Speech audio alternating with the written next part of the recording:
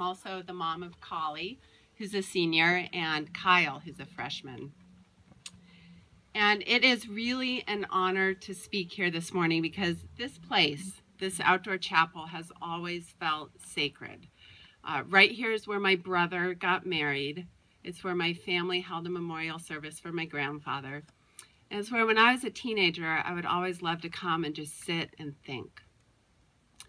And I've heard many guest speakers at Thatcher over the years, and often they tend to start by telling the story of the first time they came to the Thatcher campus. And so at the risk of sounding cliche, I would like to share with you my memory of the first time I ever visited Thatcher, because it is one of my earliest and most vivid memories. And it has nothing to do with horses or avocados or orange blossoms. This happened in February of 1973, and I was about to turn 4 years old. So my dad, who's CDP 51, he moved our family out from New York to Ojai because he took a job here in the development and alumni office.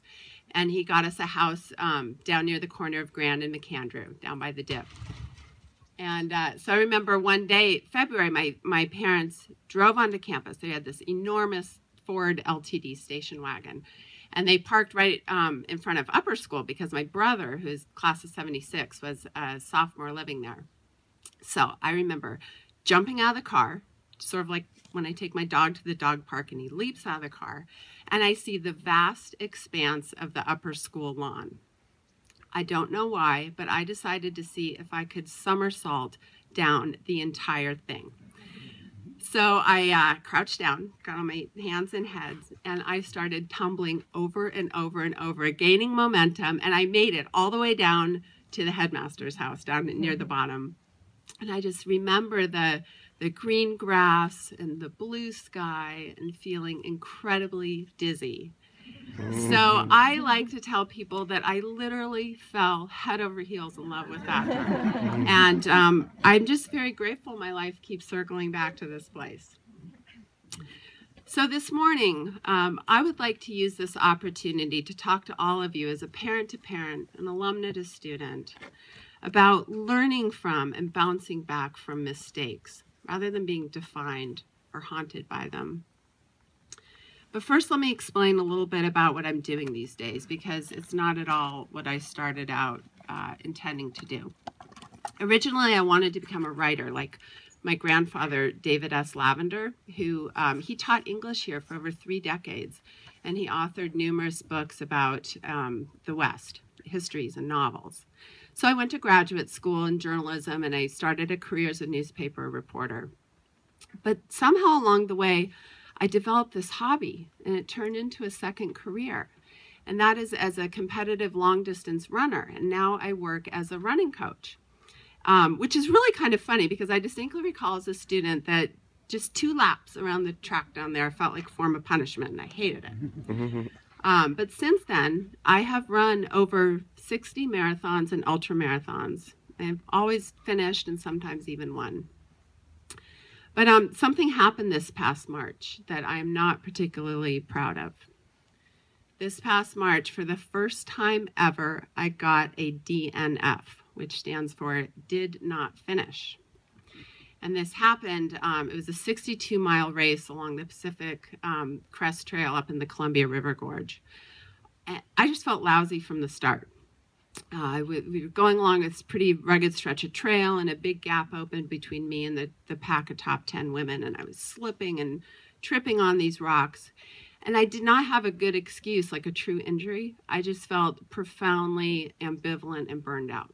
So for the first time ever, I called it quits, and I dropped at the halfway point.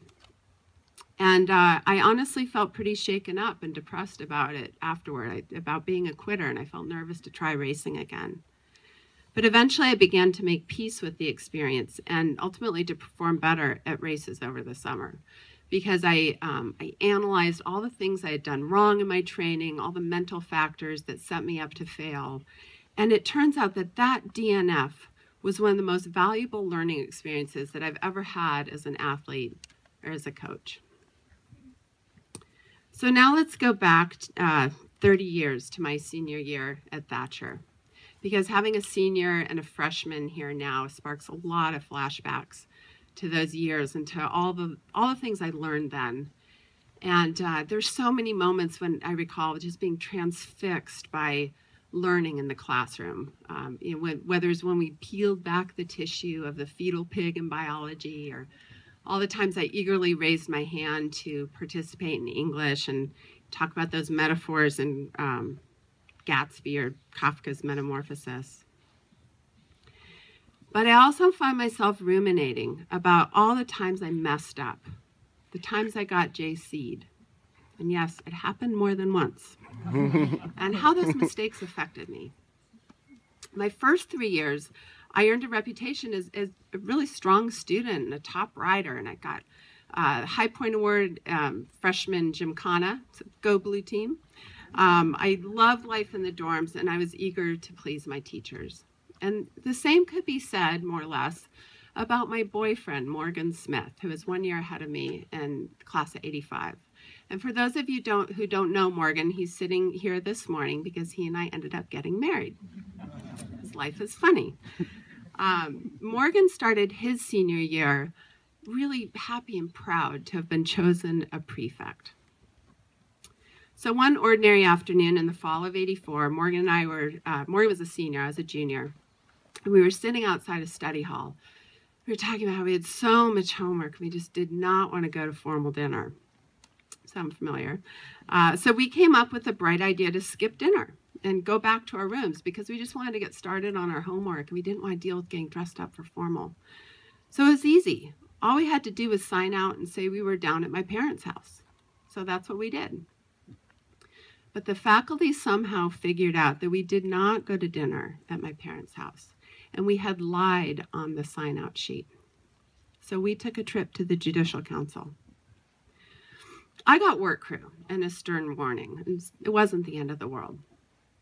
But Morgan got hit hard. Morgan was stripped of his prefecture. He felt like he had a cloud over his senior year, and it was a really hard thing for him and his parents to go through. But he got through it, and his senior year was not defined by it. And in fact, many of our classmates and former teachers don't even remember this incident. So we can look back and just chalk it up to something stupid we did and learned from. And most importantly, I learned the lesson that you do not tell a lie. The honor code doesn't have any gray areas. So 1 year later, Morgan went to college and I started my senior year. My senior year had a lot in common with that race I ran last March when I DNF'd, and that it started badly and kept getting worse. Here are some of the highlights I remember. I was not elected a prefect. Mr. Robinson gave me my first C in English. Thank you. I stayed in bed and slept through my AP French class so many times that my teacher, Mr. Bird, finally one day left the classroom, marched over to my dorm room, woke me up and said, "What is the matter with you?" And then when it was time for the AP English exam, I think I had some kind of anxiety attack mixed with an existential crisis. I left the exam room midway through and I had not answered a single question. But it gets worse. Toward the end of April, I did something stupid and escapist and illegal. So not surprisingly, I got busted and I took another trip to the Judicial Council. Keep in mind, this was gymkhana season. The one thing I really cared about my senior year and worked really hard for was my horse and riding. And I really wanted to win the High Point Award at gymkhana that year. Instead, I missed the big gymkhana entirely because I got suspended. I had to go home for a couple of weeks. It was just an awful thing to go through. But thankfully, I came back and I graduated. So what ultimately saved me senior year? How did I get through it and end up okay?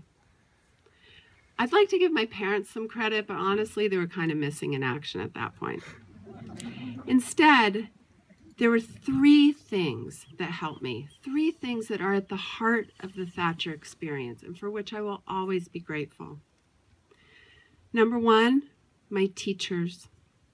They really did care, and they really did influence their students, as they did in my grandfather's day and as they continue to today. As the historian Henry Adams said, "A teacher affects eternity. He can never tell where his influence stops." I actually heard that quote for the first time at my grandfather's memorial service when Mr. Mulligan used it in his remarks.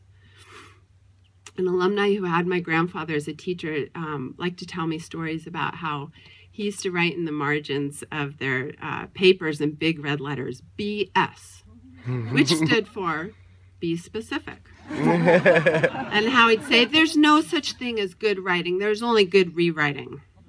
So he pushed them and he inspired them. When I was a student here, my English teachers, Bonnie and Peter Robinson, did the same thing. They nurtured a genuine desire to participate in class and to read the books and poems that they assigned. So when Mrs. Robinson took me aside and she said she was worried about my behavior and my feelings, actually her exact words were, "You seem to be on a path of self-destruction." I started to open up to her. So now as a parent, I appreciate again the tough love and dedication that every faculty member here brings to his or her calling, both inside the classroom and out.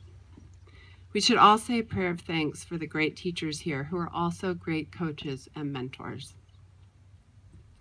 Number 2, the horse program helped me. Having to get up and feed my horse every morning gave a structure and a purpose to my day when I was on the verge of blowing everything else off. Being able to gallop up that trotting hill or jump one of those picnic tables out by the Diamond Hitch barbecue gave me kind of release and thrill that I really needed. And number 3, the honor code. When I got caught and confronted during the spring semester of senior year, I told the truth. I knew that telling a lie would only make things worse. And I wanted to confess. I wanted to come clean. Unfortunately, 2 of my good friends were confronted about the same infraction, and they chose to make up stories and to deny what we had done. And so they got expelled, and they never got their Thatcher diplomas. For a long time, I came back to campus full of shame and regret about my senior year. I just so very much wanted a do-over, a second chance. But at a certain point, I came to terms with it. I learned from it, and I forgave myself. I found my footing in college, hit my stride, and everything really did work out okay. So to all of you students who are listening, I sincerely hope you do not make these kinds of mistakes. I hope you do your best and make the most of your time at Thatcher. Try always to follow through on your word and see things through to completion. Have the courage to embark on new challenges and try not to DNF. But when you screw up something or fail at something, either now or later in life, it's probably a matter of when, not if, then own up to your mistake. Learn and grow from it and make peace with it. Understand that your shortcomings and your mistakes may outnumber your times of success, and that's normal. In fact, it's a good thing because your response to those shortcomings is what builds character and might ultimately be what leads to your success. And parents, I urge you to love your kids unconditionally, especially when they mess up and fail. Support them and understand that they probably feel pretty terribly about themselves, even if they act like it's no big deal or they don't care, because they do. Don't try to fix their mistakes for them, but do express your love and your confidence that they will figure things out and everything will be okay. I appreciate this school for so many reasons. And a big reason is that this hallowed place teaches and disciplines its students in ways that make them smarter and stronger in the long run. Thank you.